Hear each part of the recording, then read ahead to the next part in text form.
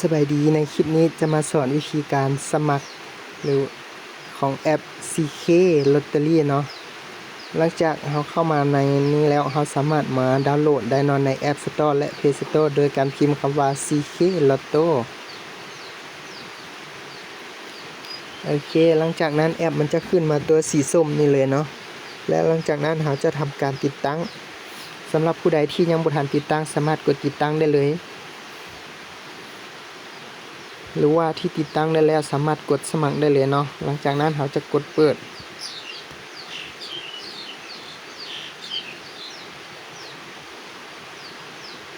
หน้าตามันจะเป็นแบบนี้เนาะแล้วหลังจากนั้นเราจะมากดเข้าสู่ระบบเพื่อทำการสมัครสมาชิกใหม่แล้วหลังจากนั้นป้อนเบอร์โทรศัพท์ของเราและกดยอมรับ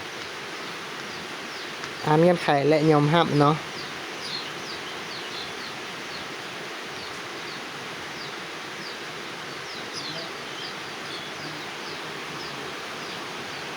โอเคของค่อยจะมีปัญหาอินเทอร์เน็ตน้อยหนึ่งเนาะก็คือเน็ตของค่อยช้าเนาะค่อยเชื่อม Wi-Fi โอเคหลังจากนั้นเราจะมาป้อนรหัส OTP ที่เพื่อนส่งมาทางข้อความให้เราเนาะตัวนี้จะสำคัญเลยเนาะเบอร์โทรศัพท์ของเราจะเป็นเบอร์ที่สามารถรับข้อความได้เนาะแล้วตัวนี้ตัวสำคัญเลยเนาะเราจะมาสมัครใหม่ครับคำนำหน้าของเราเนาะเราจะใส่เท้าหรือนางเราสามารถเลือกได้เลยเนาะว่าเราเป็นผู้หญิงหรือผู้ชายเนาะแล้วและหลังจากนั้นเราจะกดป้อนชื่อและนามสกุลจริงของเราตามข้อมูลบัตรของเราเลยเนาะเพราะว่าในขั้นตอนถัดไปมันจะมีในการทำ KYC เนาะสำหรับสมาชิกใหม่แม่นจะได้รับคะแนนอยู่ที่20คะแนนเนาะ20,000คะแนนหรือว่า20,000กีบและตัวนี้วันเดือนปีเกิดของเราเนาะตัวนี้ก็คือเราจะใส่ข้อมูลของเราตามบัตรเลยเนาะสำหรับเวลาเกิดเราจะบ่ใส่ก็ได้และรหัสแนะนำสำคัญเลยเนาะเราจะต้องได้สแกนรหัสแนะนำเนาะเราจะต้องได้สแกนจากที่หมู่เราส่งให้เนาะหลังจากนั้นกดยอมรับมานี่หน้านี้แล้วเนาะเราจะสแกนหรือว่าเราจะบันทึกมาแล้วเนาะถ้าหมู่เขาส่งมาให้แล้วเราสามารถใส่จากรูปภาพเราบันทึกมาได้เนาะและหลังจากนั้นมันจะได้ขึ้นแบบนี้แล้วกดยืนยันหลังจากนั้นกดลงทะเบียนโอเคกำลังให้ระบบกดสอบเนาะ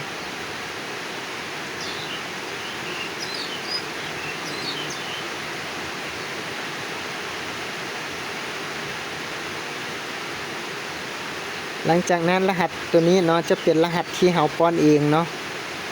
เป็นรหัสส่วนตัวของเราโอเคหลังจากสมัครแล้วจะเป็นหน้านี้เนาะสำหรับตัวนี้แม่นคะแนนเราสมัครใหม่ได้อยู่ที่20,000กีบหรือว่า20,000คะแนนแล้วอย่าลืมเราจะมาทำการหมุนวงล้อเนาะสำหรับเราสมาชิกใหม่ที่เราสมัครเข้ามาแล้วเราจะมาหมุนวงล้อเนาะก็คือวงล้อโชคดีหลังจากเข้ามาวงล้อโชคดีแล้วเนาะเราจะสามารถกดหมุนได้เนาะลุ้นรับรางวัลอยู่ที่400ล้านกีบหรือว่า400ล้านคะแนนเนาะ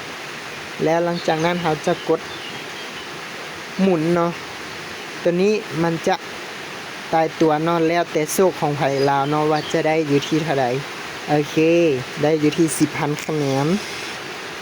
คะแนนตัวนี้เราสามารถสะสมไว้ไปซื้อหวยเนาะโอเครวมเป็น30คะแนนก็คือว่าโอเคอยู่เนาะสำหรับผู้ใดที่สนใจ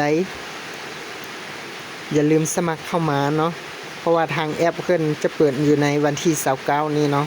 และตัวนี้จะเป็นการทำการ KYC ยืนยันตัวตนของเราเนาะจะเป็นชื่อจริงและนามสกุลของเราเนาะบัตรประจำตัวบ้านเมืองแข่งเนาะที่เราอยู่และบัตรประจำตัวจะเป็นการยืนยันข้อมูลจริงของเราเนาะ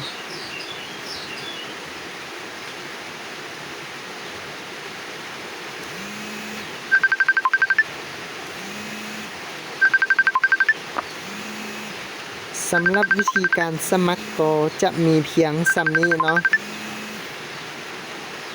สำหรับผู้ใดที่สนใจอย่าลืมสมัครกันเข้ามาเนาะเพราะว่าเพื่อนจะมีกิจกรรมและมีหลากหลายรางวัลให้เลือกเล่นเนาะ